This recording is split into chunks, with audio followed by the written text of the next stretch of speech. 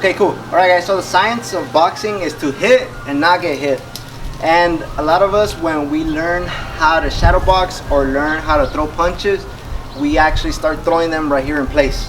And like I mentioned time and time again, what you always want to do is as you're throwing punches, is always, get your head off the center line, just because you always have to take into consideration that your opponent is not necessarily just gonna stay and take the punishment. For the most part, right? For the most part, people are actually gonna try to counterpunch you or try to fire back something at you just to kind of like keep you off, right? Sometimes it just might be one big punch.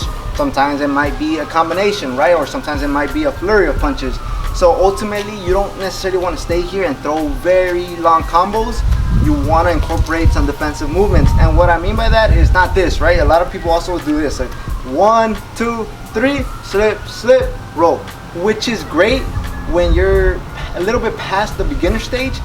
But when you want to make it a little bit more realistic, you want to do it something like this, right? Because like I mentioned, you gotta expect something coming at you in return. So for example, if I throw the jab, maybe I'll just take a slip, or I'll duck, right? Or I'll bend at the waist, right? Or if I'm coming with a 1, 2, right, I might roll under, just because I know that after like 1, 2, maybe even 3 punches, I know something's gonna be coming right back at me. You get me? Like if I throw a 1, 2, like I mentioned, I want to roll under. If I throw a jab, I want to duck or slip as I'm throwing my second jab, right? So it's boom, boom, right?